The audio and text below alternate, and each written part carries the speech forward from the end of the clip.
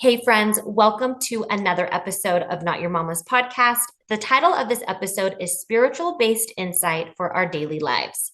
In this episode, we are speaking with Beth Thorp, who is a philanthropist, an author, a speaker, and the co founder and executive director of the Mitchell Thorp Foundation, a public 501c3 organization. The mission is to support families whose children suffer from life-threatening illnesses, disease, and disorders by providing financial, emotional, and resources to their desperation situation. Beth's new book, ANEW Creation, was written as a labor of love for her son Mitchell, who passed away from an undiagnosed illness after 5 years of searching the planet for answers. This journey took her and her family's life experiences and turned it from tragedy into inspiration to help other children fighting for their own tomorrow. Beth, it's such an honor to have you on. Can you give the audience a little bit more about your background and how you got to where you are today? Oh, thank you for having me on. Yes, well, my background was not in this arena. This came to me running the foundation. We've been doing it now 13 years, going on 14 now. My previous life was so different. I was actually in the fashion industry for years as a stylist and a business coach for corporations. Before I did that for 25 years until my son got very sick, and which led me in a whole different direction, which usually what happens to families, the ones that we're helping today through the foundation, one parent needs to quit their job to stay by that child, to advocate for them, take them to doctor's appointments, in and out of hospital visits, on and on and on. So I literally had my full-time business, then went to part-time, and then it got so like 24/7 care, which is usually what happens, and hardship become a way of life for many of these families, and including my own. So that's what we were going through at the time. But at the end, that's what started the foundation, was in my son's memory. And the symptoms came on at age 13. He passed at 18. It was a very long, hard 5-year journey, taking him throughout the United States, trying to find answers to his condition. And so if I think about it back then, he passed in 2008. And even when we were going through the whole thing, social media was not even really out there. MySpace, I don't know if people will remember that, but Facebook, none of this stuff was out there to get his situation out there. Only the Union Tribune here in San Diego did a story on him. We got it out in print to see if anyone heard of this or these symptoms. Has anyone experienced anything like this? So you're just grasping at anything and everything, trying to figure it out. So it was a rude awakening to our medical system, no question. And that doctors are human and they don't know everything. Yeah, and they make mistakes. Oh, yeah. And so there are many times in this planet, not just me, that people have been misdiagnosed, undiagnosed, but they are making some huge breakthroughs in medicine going forward. And it is my hope and great hope that these biotech companies can come up with things that can cure diseases, many types of diseases. So anyway. No, thanks for sharing your story. It's a very powerful one. And I think it's important for the listeners to hear, because I feel sometimes families in those situations feel like they're alone. Exactly. And how to guide through that. So I think it's important that we talk about this. And for anyone going through hardships with their families, reach out to the organization, because you aren't alone and there's a hand to be held there. Now, tell me a little bit more about your book, ANEW Creation. Correct. The book came about, it took me 13 years to finally get to it. It took me 15 months to write it, but so many people over the years kept telling me and my husband, Beth, you need to write your story. You need to tell your story. You need to show how God took this tragedy and turned it for good to help so many others. And everything I kept telling people, that there's so many things in the book, is an easy read, lots of photographs in there. I had to document a lot of things, how Mitchell and God were speaking to my husband and I beyond the veil of heaven, is what I titled that chapter. That if you're not walking in the spiritual realm, because God knows how to distinctly speak to everyone individually, of what you specifically need to see and hear to bring healing. And that's what happened to us. So I documented it along the way, and it's in the book. But I couldn't see the fingerprints of God through it all to even write it any sooner.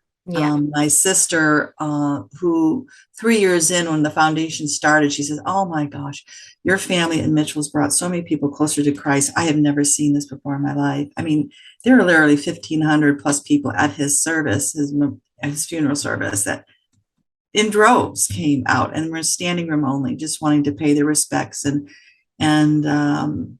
of everything that we went through. So yeah, so it was really interesting to see. It took me 15 months to write it, put it out to, again, a first time publisher in New York.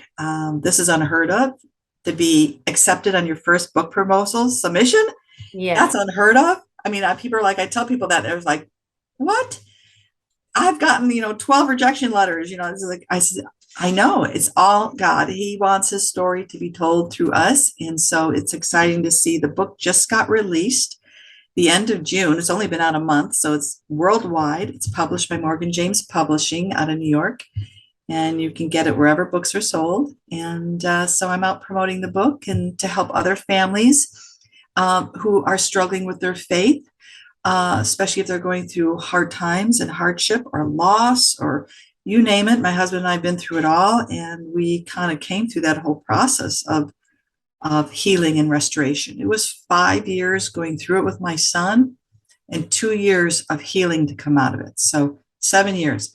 So it's long. So it's Yeah. hard. And people, you need to know it doesn't happen overnight. And that healing process is a day to day thing that you need to keep turning it over and surrendering it to God to keep healing you and restoring you. Yeah. It's amazing how God uses people to tell stories and Yeah. to show us that like he is real. Now, Yes. like let's talk about faith. Like why is having faith so important? Well, faith is an important aspect to God. And I'll just read this portion in my book that I wrote about it is um, having faith is so important to God that the word faith appears 336 times in the King James Version of the Bible. Mhm. Other Bible versions had varying accounts, 458 times in the New International Version, 380 times in the New King James Version, 378 in the New American Standard Bible, and 521 times in the Good News Bible, just to name a few. So showing up that many times in the Bible, that this principle holds great significance to God. And having strong faith, it pleases God. And I remember people saying to me, "Oh gosh, Beth, I don't have the faith that you have. How are you getting through this? How are you doing this? How are you going on? How did this not tear your family apart? How did you not end a divorce?" And I reflect back on it now and I think about how strong my faith was. Was my faith tested and my husband's? Oh, yeah. When we lost our son and everyone prayed over him and we were praying that he would be healed here on earth, but our miracle didn't happen here on earth, Mhm. I ultimately had to find and realize that the doctors couldn't figure it out, but the master physician in heaven had to take him home to heal him Yeah. because no one could figure it out here on earth. So, what I usually tell people about my faith is, faith doesn't always take you out of the problem, faith takes you through the problem. Yeah. And faith doesn't always take away the pain and the hardship. Faith gives you the ability to handle the pain, Mm. to walk through it. And faith doesn't always take you out of the storms and the chaos of life, but having faith and peace will help calm the storm for you. So that's what faith does for me. And that's how I had to cling to God's word, even when I felt like he was testing us. Like we were like Job being tested, like unbelievably tested, down on my hands and knees, sobbing and weeping and surrendering my son because I couldn't I couldn't help him anymore. Yeah. You're relying on all these people to try and heal him, and you're watching him suffer before your eyes. It's just awful. And no, so I have to tell you that God took my husband and I would say, through the refiner's fire, if anyone knows what that means, of going through healing. So those that have lost people, and usually they say this, deeper the love for that person, the harder the grief. Yeah. And that's so true. And if you're losing a child, it's like, I didn't want to be on the planet anymore. I mean, I was curled up in a ball, didn't want to be on the planet. I was grieving so much, and it was like, someone please take the knife out of my heart. I couldn't breathe. I couldn't move. I didn't want to see the light of day. But then God spoke deep to my spirit. Yes, he does. Again, he speaks to everyone differently, but in my spirit, so clear, that's, he says, this is not the end. This is the beginning. Mm. And I sat up in my bed and I just looked like, what did that mean? What do you mean? This is not the end. I feel like this is the end. I want to Yeah. die.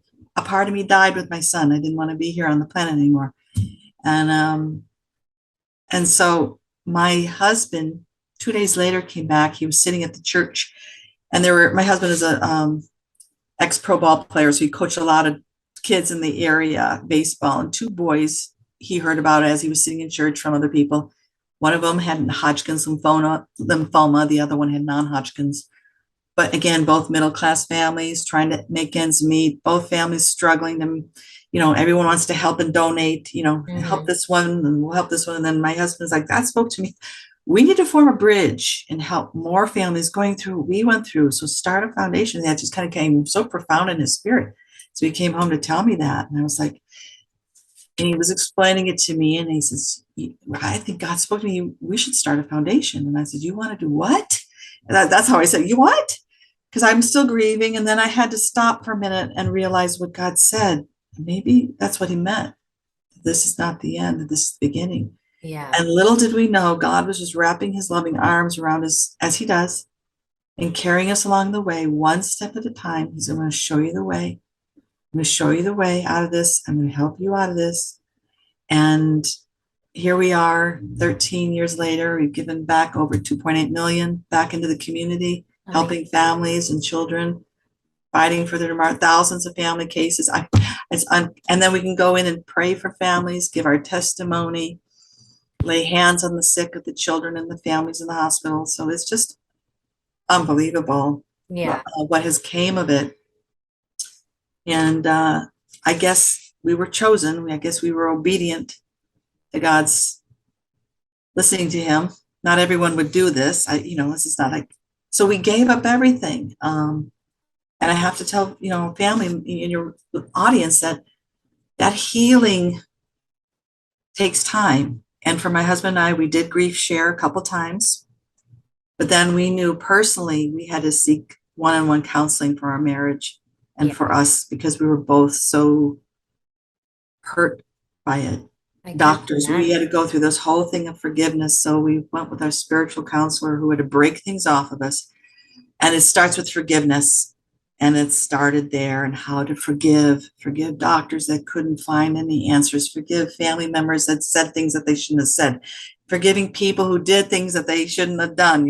All these things, all these hurts. And Hmm. that's what happens to people. We're human.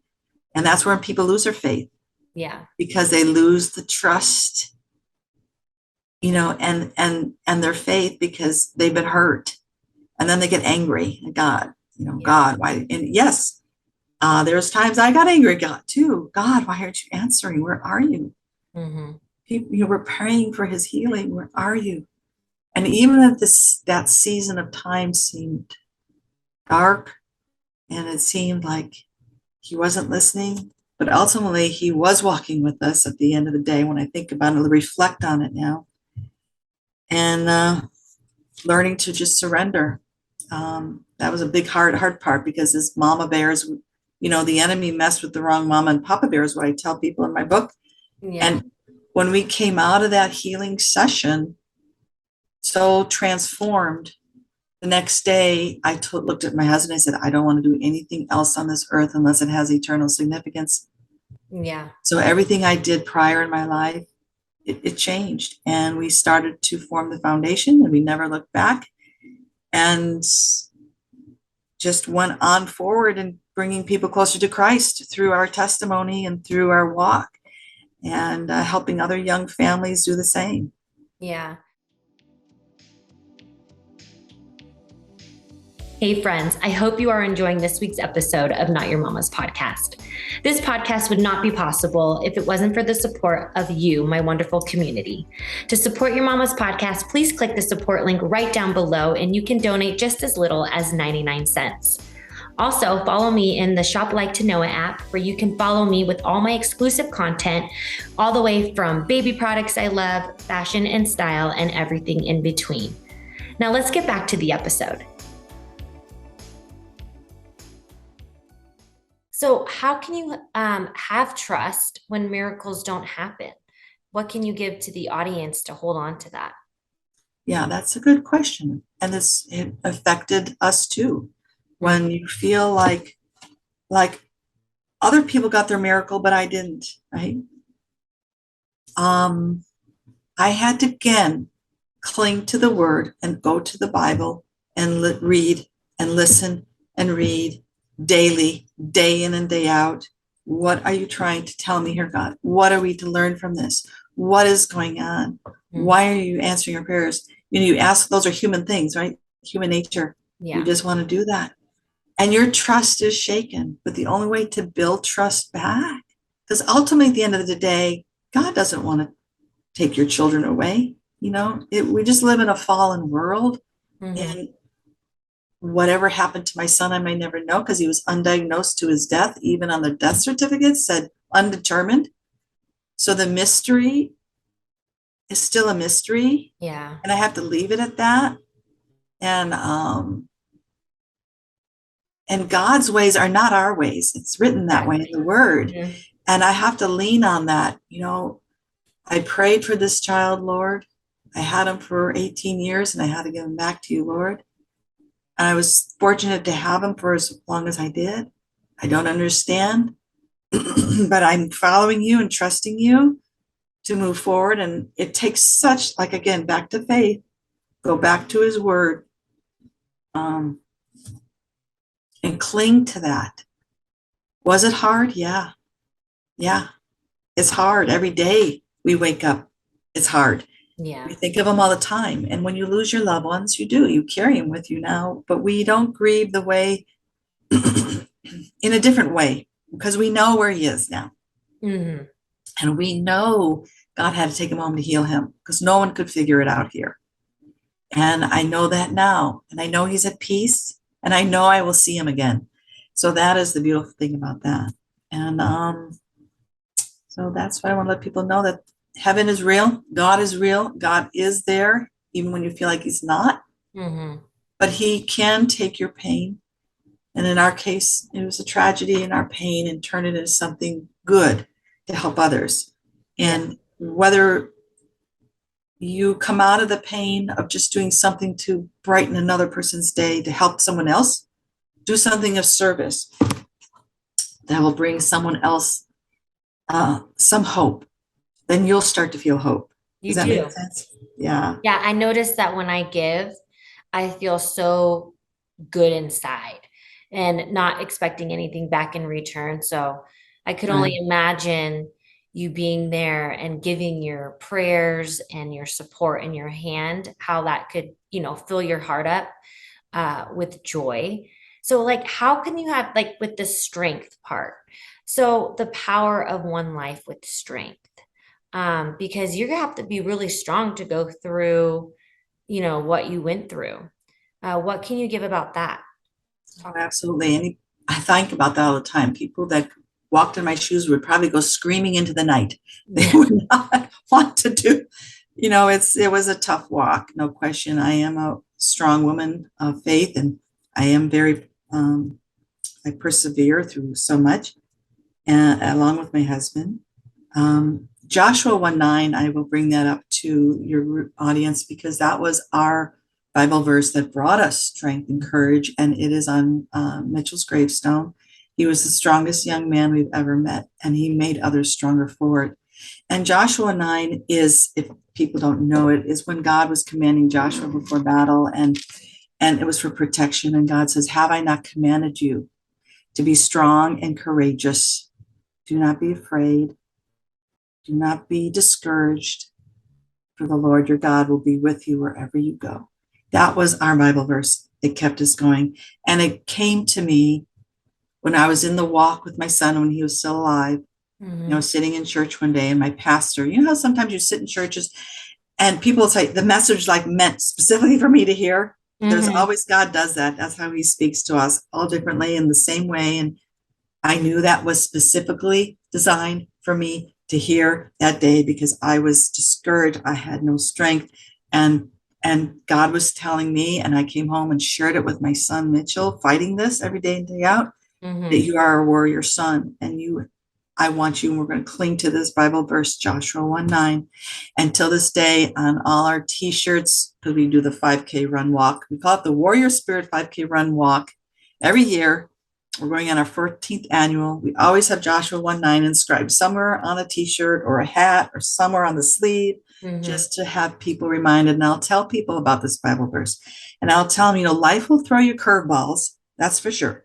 Mm-hmm. Life is, it's not, God said life on this planet is not going to be easy. There will be trouble. We're all going to face it sooner or later. But if you can cling anything at all from listening today, is pull out your Bible, type it out, put it on somewhere where you can read it every day. Joshua 1:9.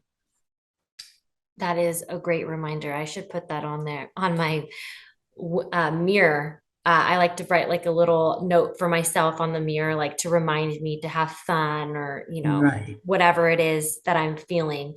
So that is a great Bible quote for people to write down.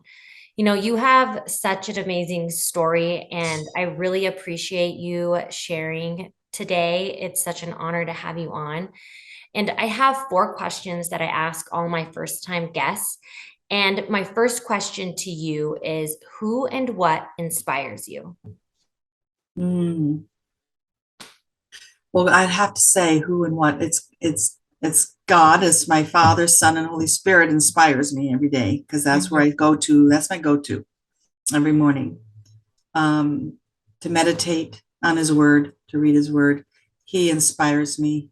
He speaks to me. He gives me that wisdom, that strength to move through this world. We live in a very chaotic world, and everyone sees it, right? But I don't look at that.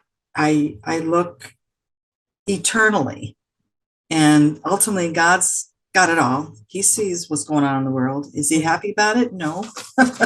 Have so many people turned away from Him? Yes. Does it break His heart? Yes.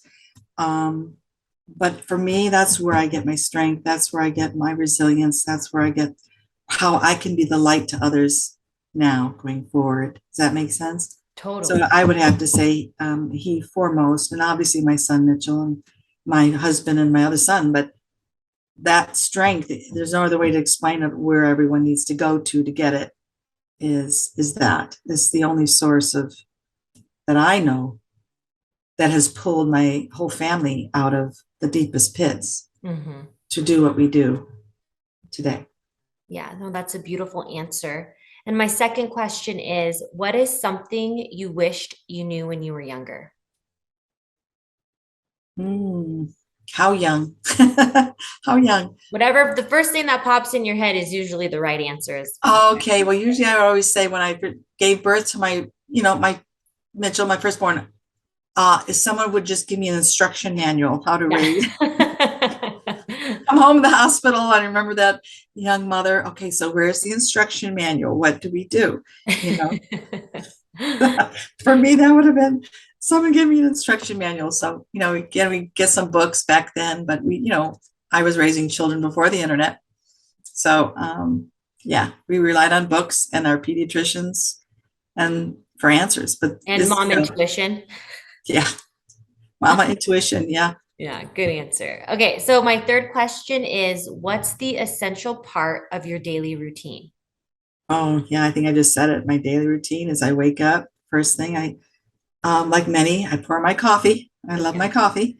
And I envision having a cup with Jesus, just having a chat. And then I pull out all my Bible and all my things in front of me. I find quiet for at least 20 minutes to start my day, to put me in the right perspective of, of where my day needs to go. I ask God to take control of my schedule. Mhm. I often tell that even to my other son, let release your schedule, let it flow how God wants it, intends it to be. Uh, so many times when we try to grasp and take control of everything, and Yeah. sometimes you hit walls and things don't flow as nice as it should have flown or gone through the day, is turn your daily schedule over to the Lord. That's what I usually tell a lot of people. Release it to Him. Invite Him to bring unexpected people into your life. And that's what's the beautiful thing about having this. I always say that to the Lord daily. God, you know who we're supposed to help. You know exactly Yeah. who needs the help. Mhm. And sure enough, the people and the families that come to us and all the time, and just meeting people along the way has been a beautiful gift for my husband and I. I think it's been a healing for us as well to Mhm. do this. It was never on our radar to start a foundation. Never, Yeah. never would have done it. It was not, we were living a totally different life. My husband had a separate career. It just was not, but God transformed us. He says, no, this is where we're going now. So Yeah. it's really important to kind of pivot when sometimes in life you are to pivot, Yeah. and it's okay. And it's like, I'm supposed to go here now, Lord. Okay. All right. Open those doors. Show me the way. Where are we going next? Surprise me. I Yeah. always tell myself, surprise me. I love the surprises, Lord. And He always does. Yeah. That's Come with that, what I call expectant spirit of those things coming before you, and for your listeners. And that's exciting. yeah. Then open your eyes and your heart to see what you're supposed to see. So many people get lost in this world because they can't see through their spiritual eyes, their spiritual heart, and Yeah. they just kind of go about their day and to-do list, that's constant. Ask God for those surprises. Open Yeah. those doors of people like you. Today, I'm talking with you. Yeah, no, I'm so honored to be able to share the message with everybody. And so my last question real quick is the best advice you've ever received. Hmm.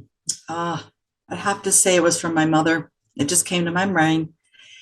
She would say to us kids, I'm the youngest of six. She always would say, live each day as if it were your last. That is really the best advice. We forget about that. We are focused on so many other things. We forget to live in the moment. Yeah. Yeah. Beth, it was such an honor to have you on. If anyone wants to reach out to Beth, all of her information is down below in the show notes. And again, it was such an honor to have you on. And I hope everyone is having a blessed day. Thank you, Beth. Thank you, Christina. Thank you for listening to this week's episode of Not Your Mama's Podcast. If you're enjoying the show, please feel free to rate, subscribe, and leave a review wherever you listen to your podcasts. We really appreciate it, and we'll see you in the next one.